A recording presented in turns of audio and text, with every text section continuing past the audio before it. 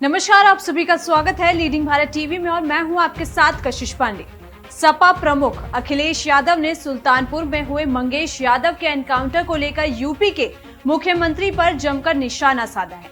उन्होंने उत्तर प्रदेश के इस एनकाउंटर को फर्जी एनकाउंटर बताते हुए कहा कि ये यूपी का पहला झूठा एनकाउंटर नहीं है, तमाम एनकाउंटरों पर उंगली उठी है। समाजवादी पार्टी न्याय दिलाने के लिए कभी पीछे नहीं हटेगी।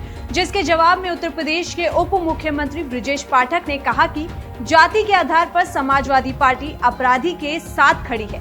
हमारी सरकार की प्रतिबद्धता है कि अपराधी अपराधी होता है, अपराधी की कोई जाति नहीं होती। आप भी सुनिए अखिलेश के फर्जी एनकाउंटर वाले बयान पर उप मुख्यमंत्री ब्रजेश पाठक ने क्या कुछ कहा। कोई ऐसा व्यक्ति नहीं है जो न जानता हो कि भारतीय जनता पार्टी की सरकार में झूठे एनकाउंटर हो रहे हैं। ये पहला झूठा एनकाउंटर नहीं है यूपी का, तमाम एनकाउंटरों पे उंगली उठी है। जाति के आधार पर समाजवादी पार्टी उसके समर्थन में खड़ी हुई है। हमारी प्रदेश की सरकार की प्रतिबद्धता है कि अपराधी अपराधी होता, अपराधी की कोई जाति नहीं होती। महर्षि योगी जी के नाम पर जो ट्रस्ट था उसमें भी कुछ अधिकारी लोग घुस गए, पता लगा है, केवल इसलिए कि उन्हें पता है कि उसकी कीमत कल क्या होगी। तो एक तरफ तो जहां ये लूट मची उत्तर प्रदेश में, वहीं अन्याय की सब सीमा टूट गई हैं। अभी हमें सुल्तानपुर के परिवार के सदस्य मिले जिनके बेटा इंजीनियर। कोई कल्पना कर सकता है आज के समय पर कि मुंह पर टेप लगा दिया जाए, हाथ पैर बांध दिए जाएं और पीट पीट करके उसकी जान ले ली जाए? क्या ये सुल्तानपुर की पहली घटना थी? इससे पहले भी इसी तरह की घटना हुई थी। अगर आपको याद हो कि भारतीय जनता पार्टी से संबंधित रखने वाले ने एक हत्या की थी वहीं पर सुल्तानपुर में। और अभी जो झूठी कहानी पढ़ी जा रही है एनकाउंटर को लेकर के, कोई ऐसा व्यक्ति नहीं है जो न जानता हो कि भारतीय जनता पार्टी की सरकार में झूठे एनकाउंटर हो रहे हैं, हत्या की जा रही है। जो मंगेश यादव की हत्या हुई है, गांव से लेकर के आसपास के लोग जानते हैं कि पुलिस रात में आई थी, उठा ले गई। पुलिस उठा करके ले गई एसटीएफ। और सोचिए आप कैसी कहानी गढ़ी गई कि उसके पास नया बैग था, अमेरिकन टूरिस्ट बैग बताया गया। और जब बैग खोला गया तो उसमें भी कपड़े नए मिले, शोरूम से खरीदे हुए। और जो मोटरसाइकिल मिली, सुनने में आ रहा है कि जो मोटरसाइकिल जिसकी चोरी हुई थी, कई दिनों बाद एफआईआर लिखी गई। और उसके घर परिवार के लोगों के मां का इनको दर्द समझ में नहीं आ रहा, बहन के आंसू नहीं समझ में आ रहे हैं। और सोचिए कैसा दिमाग इनका। सरकार ने कैसी होशियारी दिखाई कि चप्पल में इनकाउंटर कर दिया। बताइए आप, कैसा दिमाग है इन लोगों का, क्या होशियारी दिखाई। कौन नई तस्वीर देख करके बता सकता है कि यह झूठा एनकाउंटर हुआ था? और यह पहला झूठा एनकाउंटर नहीं है यूपी का, तमाम एनकाउंटरों पे उंगली उठी है।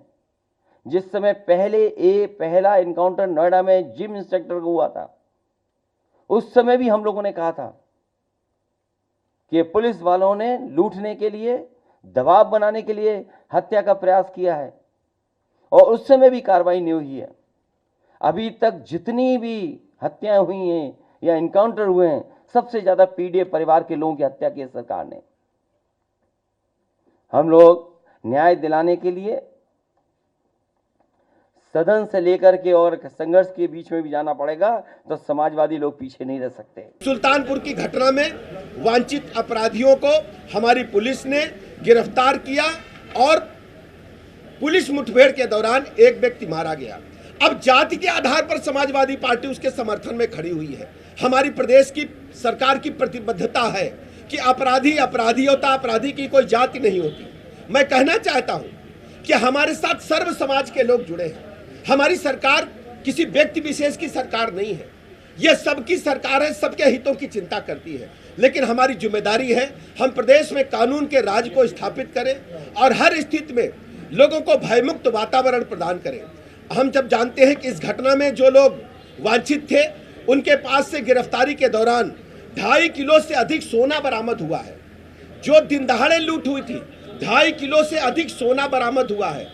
और सबसे बड़ी बात यह है, समाजवादी पार्टी प्रेस कॉन्फ्रेंस करके जनता को गुमराह करने का असफल प्रयास करती है, जबकि प्रदेश की जनता जानती है कि समाजवादी पार्टी अपराधियों को जब जब इनकी सरकारें रही हैं, जब जब इन्हें ताकत मिली है, ये पुष्पित पल्लवित करती रही हैं। जहां तक आप सब जानते हैं, समाजवादी पार्टी ने जिस ढंग से अपनी विगत सरकारों के दौरान, आप देखते होंगे, हमें अच्छी तरह याद है, इसी राजधानी लखनऊ में हजरतगंज के क्षेत्राधिकारी को लोहिया वाहिनी के गुंडों ने बोनट पर टांग करके लखनऊ की सड़कों पर घुमाया था और बेचारे वो पुलिस उपाधीक्षक बोनट पर लटके लटके पूरे लखनऊ में सड़कों पर नंगा नाच लोहिया वाहिनी के गुंडों ने किया था।